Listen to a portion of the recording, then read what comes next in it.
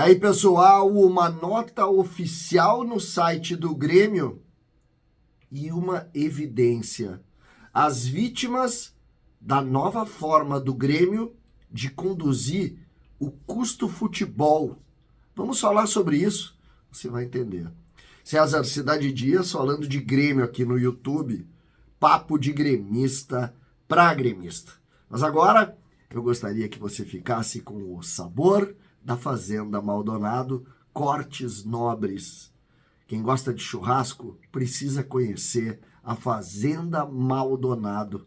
Na descrição do vídeo você tem o WhatsApp, e esse WhatsApp faz com que você possa comprar de Porto Alegre região e também de Florianópolis. A melhor carne do mercado, cortes uruguaios, os melhores frigoríficos você tem na Fazenda Maldonado. Não deixe de comprar, não deixe de conhecer. Tenha o melhor churrasco na sua casa e com desconto aqui para quem é do canal do CCD. Fazenda Maldonado. As imagens falam por si. Gente, durante algum tempo a gente discutiu aqui o caso do Cauã Kelvin. Cauã Kelvin, jogador talento da base, foi liberado ou vendido por um valor muito pequeno, e o Grêmio viu ele partir para jogar em Portugal. O Grêmio, 2 semanas atrás, comunicou a venda por 1 milhão de euros de um menino de 19 anos. Pois hoje, no início da manhã, nós tivemos uma comunicação do Grêmio através do site oficial.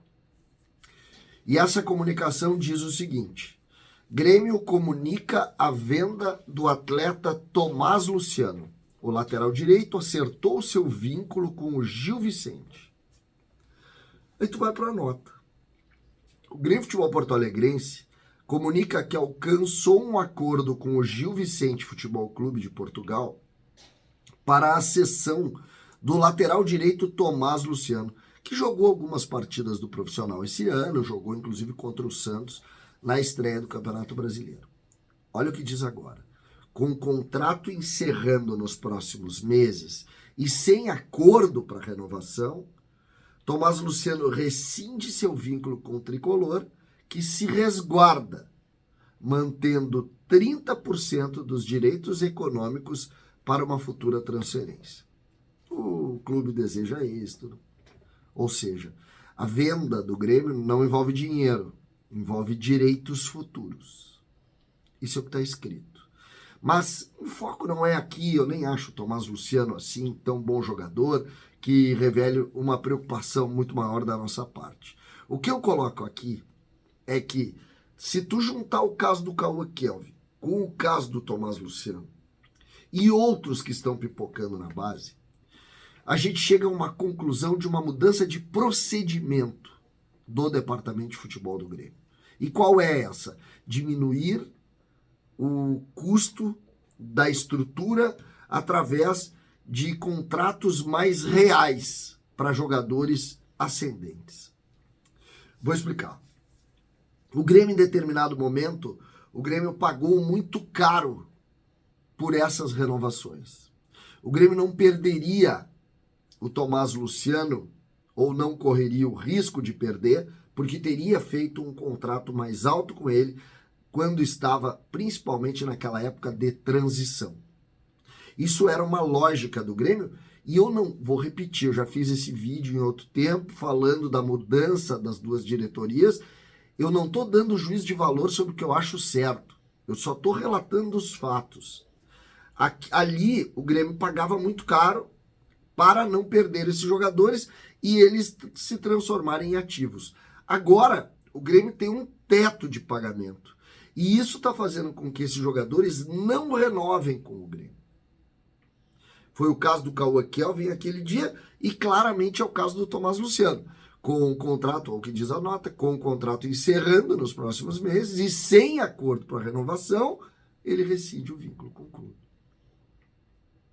Essa lógica está mudando. Vai ter problema de algum caso? Claro que vai. Imaginem se o Cauã Kelvin estoura, se o próprio Tomás Luciano estoura. Não acredito, mas imagina. Não vai faltar alguém para dizer, pô, entregaram de graça porque não quiseram pagar lá 20, 30 mil a mais, pô, depois de tudo que gasta. Só que quando tu pensa isso do ponto de vista de projeto de clube, é diferente.